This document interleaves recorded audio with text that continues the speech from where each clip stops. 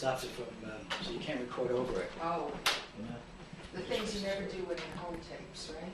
Yeah. Little doohickeys. Yeah. That's better. Okay.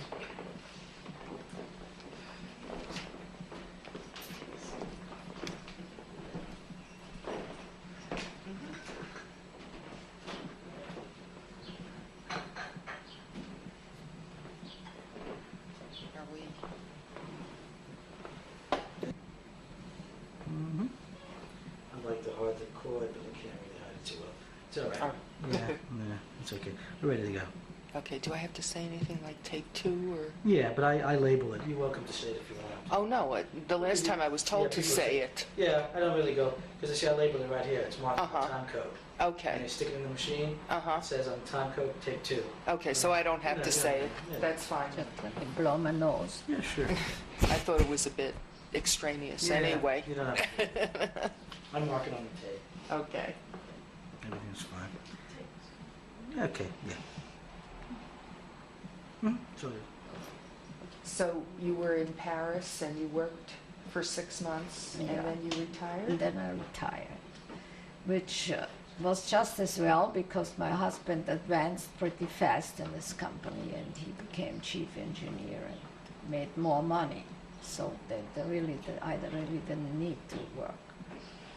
And my hobby was always housewifing. I always helped my mother and I was to be seen in the kitchen a lot.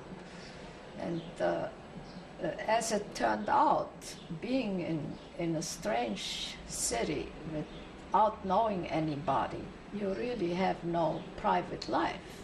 You just work and come home and go to bed. So as soon as I stayed home, we really could begin to invite people, colleagues with their wives, and you meet people here and there, mostly other Jewish refugees from Senate. There were even people from Chernobyl that we met. I was used to, I was quite unhappy because I was used to a very big open house where there were always people and always things going on. And so I started to do the same thing in Paris. It didn't take long, and I had every Friday night, I had all these bachelors coming to have a Jewish dinner with gefilte fish that I made myself. And they liked it, and we liked it. And I made my special friend was a wife of a guy that made loudspeakers that my husband ordered from him for his company. And she was originally from Russia and then Israel, that means Palestine, and she was a fantastic pianist. And they got married in Palestine because he wanted to go to study in Paris to the Polytechnic Institute. And she wanted to study with Cortot, which is a very, very famous pianist in Paris. So, and I met her and we began to go to concerts in the afternoon. And it was really, the life was very nice for us. And then I got pregnant, and when I expected my first baby, I didn't know any doctors there, and I didn't trust the French doctors, being brought up in Austria. So my mother suggested I should come home and have the baby at home. And anyway, my sister got married, so I would be at my sister's wedding. I was already very pregnant at her wedding. What year was that? That was 1936. And my daughter was born on October 9th, 1936. So I went home to have the baby. And my mother decided that, and I was very unhappy because I could not nurse. I just tried and nothing happened. Couldn't, I was a bad cow. And that was really upsetting. I was very upset because in those days, they didn't have all this baby food and stuff. It was pretty difficult how to artificially feed a baby. So what did my mother do? She hired a baby nurse and paid her to come with me and stay with me, which was a big mistake because she was really a terrible person. But that's beside the point. She stayed with me for a year. So she went back to Paris with you? With me, right. And she was my constant companion, and she told me what to do, and she really, she was okay. She did all the housework. She was very, very fastidious, Everything had to be boiled and cleaned, and she scrubbed the floors and for the baby, When she used one washcloth to wipe her mouth, she put it away and she boiled it in a big pot and boiled everything that was used for the baby. Very hygienic, which is not even necessary. But that's what my mother wanted. So I finally had the courage to write to my mother, please, I don't need her. I can always have a babysitter, and I'd rather have my child by myself. And then I fired her. That was in 1936. 1937 was the Paris World Fair. And one by one, all my family came to the fair to visit this. They couldn't stay with me. My apartment was too small, so we had a very nice little hotel in Neuilly, not in walking distance, so they stayed in the hotel and they ate with us. And that was fun. We went to the fair with all of them. And time was still good. That was, even so, in Germany, Hitler was already in power. And we met a lot of people from Germany, refugees. Some of them worked for us, and they told us what's happening in Germany. But again, the Germans in the beginning did not do all these things with the Yellow Star and so on.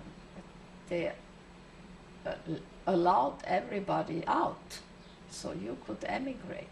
There were a lot of German emigres coming, and France was the country of the emigres. Before that, the Russians had come after the revolution. There were Russian nobility who were doormen in hotels. And the same thing, the Germans came with a lot of money, especially the ones who were well off, really started businesses in France. And some of them, of course, who had nothing, tried to work. And the French were not, it was not easy in France to get working permits.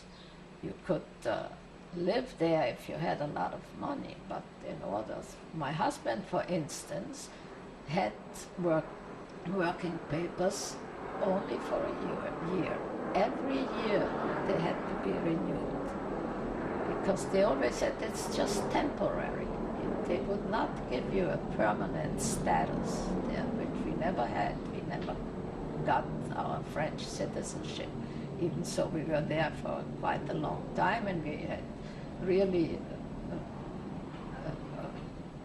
learned the language pretty well and everything. No way.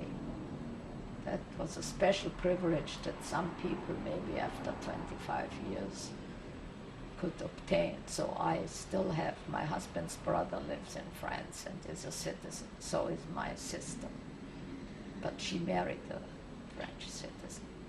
So that was easier. For us, we didn't get it. And we also didn't have any friends that were French. Our friends were Jews from Saloniki and from Romania and from Poland and from Austria and from Germany. But we had our own little circle, and that didn't bother us, see. And still we had no idea of what could really happen. And there was no war. We were at peace. And in fact, we even went to Germany once, my husband and I, because he had to buy some parts for his company. By then he had his own company. He started his own. When you went to also- Germany? There were the Nazis already in Germany. That was maybe 35. So Germany dealt with everybody. The United States had normal relations with Germany in those days. Even so, Hitler was there. They had the Olympiad in 1936, as you know, in Germany. So the whole world came to Germany. They accepted him, you know, but you can say what you want. They really did accept him, even so they were warned not to do so. And that he secretly was arming, you know, they had, from the Treaty of Versailles, they were not allowed to arm, but as, you know, they made baby carriages, and underneath they made cannons. So it was well known, and some Germans, some decent Germans even came to England and to France and told them, you better be careful. And when the Germans marched into the Tsar land, I don't know exactly what year that was, but probably 1935. So the Allies didn't do a thing. They could have, because then they were not prepared to start the war, and they would have backed down. But they didn't. So that was the signal for Hitler that he can do what he wants. And now, but people are very much afraid of war. The First World War was still too vivid a memory, you know, that the people that really were pacifists, they didn't want war. And even when it got so bad, the papers, I remember the French papers, had big headlines. Should we die for Danzig? You know, it started with Danzig, because the Germans marched into Danzig. They were not ready to die for Danzig. It's the same as now. Who is ready to die for Bosnia? You know? So that happened. And that made it, of course, easier for him. And he was able to do what he did. As far as we are concerned, you know, you live your daily life and you don't, you know, you're not involved, unfortunately. You don't get involved, and it doesn't concern you. And we were pretty well off. My parents were well off. My brother and sister-in-law, they owned one of the biggest pharmacies in Vienna. So then came 1938, March 1938, and that was when everything collapsed. The Anschluss. For our family. That was the Anschluss, when Hitler marched into Austria. And I mean, that was like somebody hit you on the head. All of a sudden, everything that you felt so safe about just disappeared. And I then heard from my family, they wrote me what had happened. The day after the Anschluss, one employee of my father, who had a shipping business, as I told you, named Burgstaller, who had a pretty high position, came in SS uniform and said, you know that you will lose your business. And they called it Arisieren. That means they made it Aryan. All the Jewish businesses were given to Aryans. And even that we laughed about, because we had a girl come to the house to do our nails every Saturday morning, my mother and my sister and me. And she was very nice, sweet little girl. And she said, you know, I'm not so against the Anschluss, because I have already a store picked out that will belong to me, a Jewish store when the Germans marched. She said it to us. We were Jewish customers, you know. We're not afraid. She was stupid enough to say it. But anyway, that was all planned already. And still, we just sort of, we didn't want to hear it, you know. Very often these things you don't want to hear. And as it so happened, my father had to give up his business to Mr. Burgstaller, and he said, look, if I don't get it, somebody else will get it. It's better that I get it, because, but nevertheless, he had them arrested. He had your father arrested? Yes, my father and his partner, his uncle, were both arrested, and also my cousin, that means he was my father's cousin, my uncle's son, was also arrested. The three were in that business, and it was extremely difficult to get in touch with them. My brother, who was already a doctor, my younger brother, tried to find out where they were taken, and finally he found out that they're somewhere at police headquarters. I don't remember exactly because I know it only secondhand. And he went and he said he has to see his father because he is a very sick man and he needs to take his medicine. And so he went there with his doctor's bag. Of course, it wasn't the medicine that he needed. He gave him a little slip of paper where he told him what my mother's trying to do to get them out of there.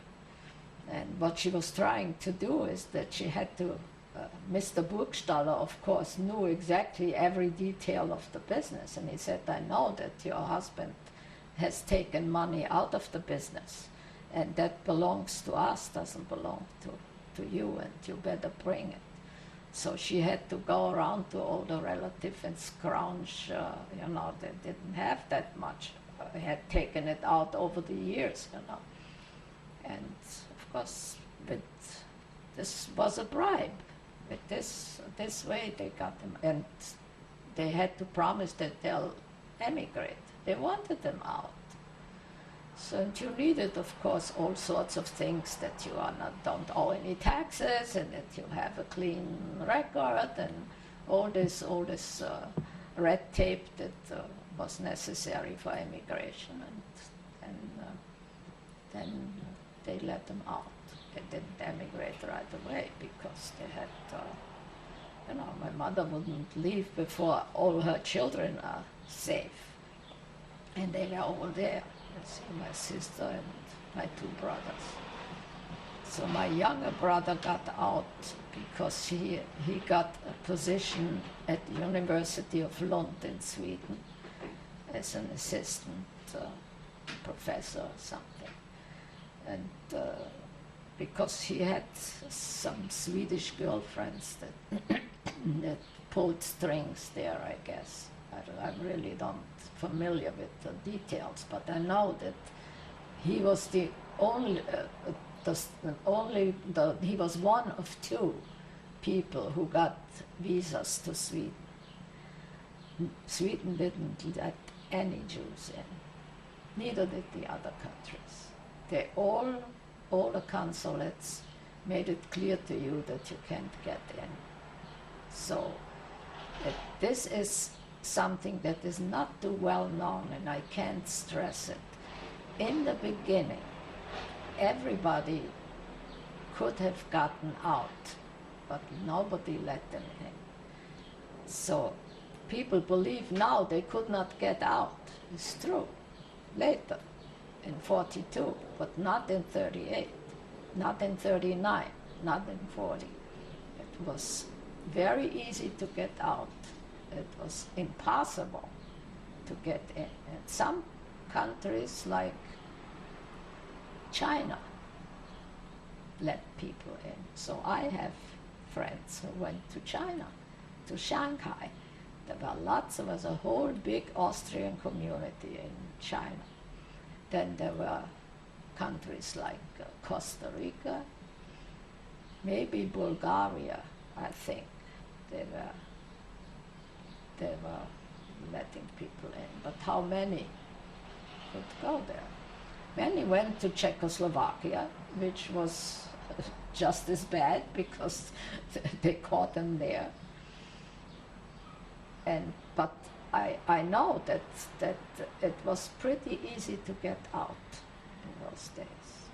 So my brother went to Sweden, my other brother went to Italy, and from Italy he was able, through Switzerland, I don't know exactly, but he was able to come to France on a temporary visa.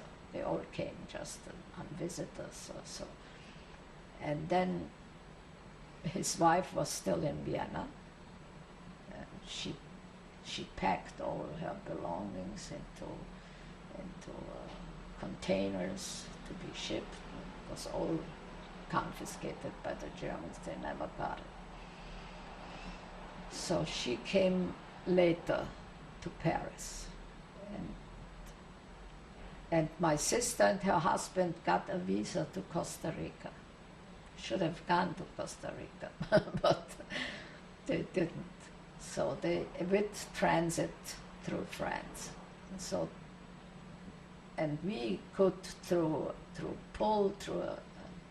we met somebody who had something to do with the government, and we got a visa, legal immigration, for my mother-in-law and my brother-in-law. So they both came also to Paris. So you imagine, we were just two people and a baby, and all of a sudden we had an enormous family there.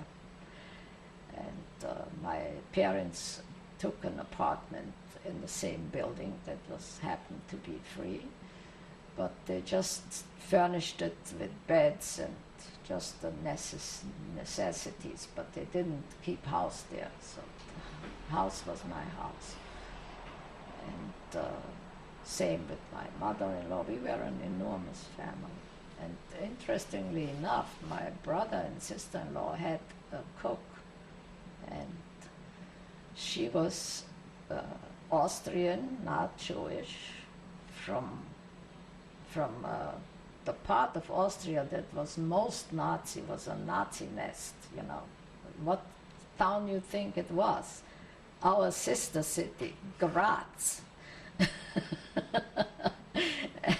And so she was from Graz, and she was so disgusted. She said, I can't go home to my family, and I don't know what to do, and she went with them. So she came to France too.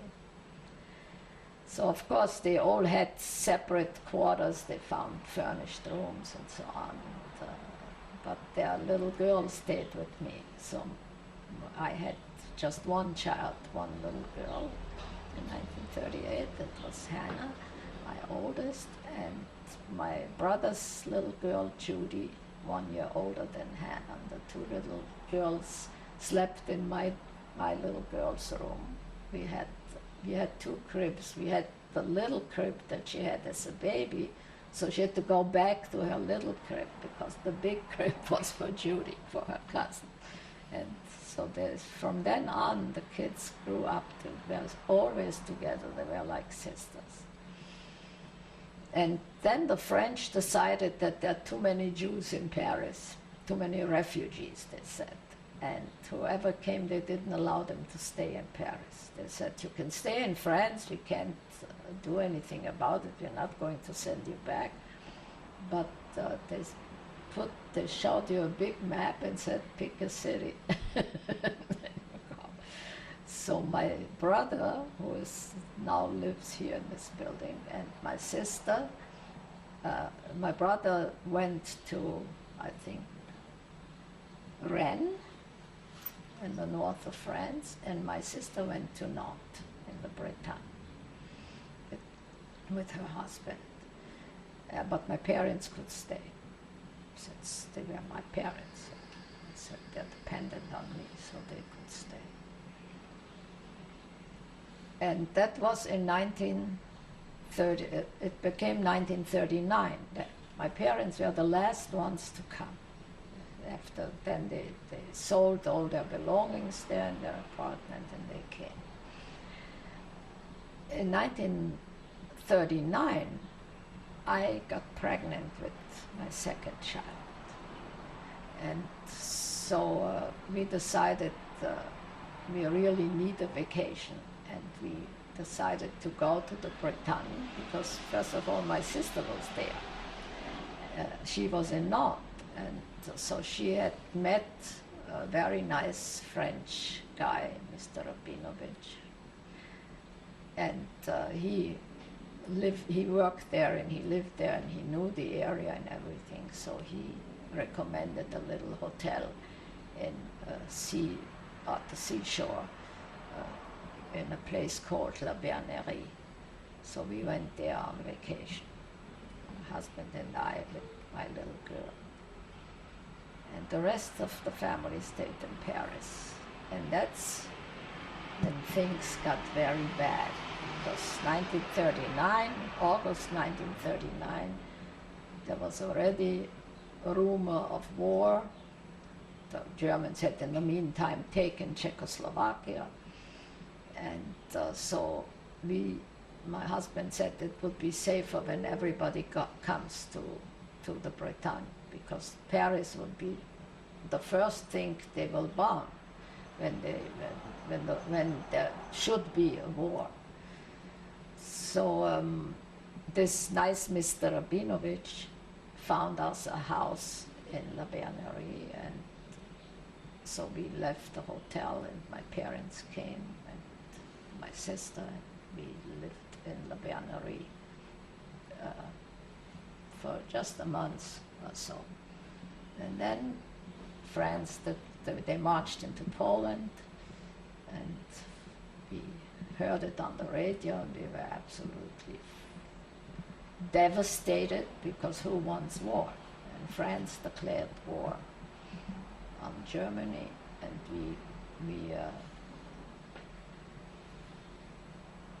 we heard it on the radio. My mother didn't believe it. She said, people will never want war again. You know, she lost both her brothers in the First World War. She was a really ardent pacifist. But we had war, and next morning the police came and arrested all the men. The French police. The French police, because they were enemy aliens. Austria had become Germany, and we were Germans. And we were sent, the women and children were sent to a little town in Bretagne. The little town was called Chateaubriand, where we had to report to the police every week. We were allowed, we were completely free, but we were not allowed to leave this town. And that's how our life, our comfortable, nice life ended. The men were not here. We finally found out where they were. There was a camp where they stayed. And after a few months, they let the older ones go. And so my father came out. And again, with the help of Mr. Rabinovich, we rented a house in Chateaubriand that belonged to an engineer who was serving in the army.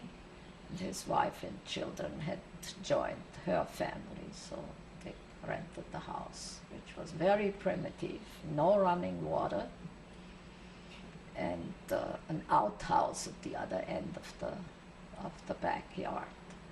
But you know, you get used to it if need be. You know, we learned to live this way, and it didn't bother us. And for water, we had to go to the neighbor's house because he had a pump outside. We didn't even have a pump. But we had the agreement with him that we can use his pump, and we got friendly with him. And he also had refugees that rented rooms in his house, so we became friendly with them. And it turned out, since older women and children and old people were sent to Chateaubriand, we slowly met them all, and we had a little community there.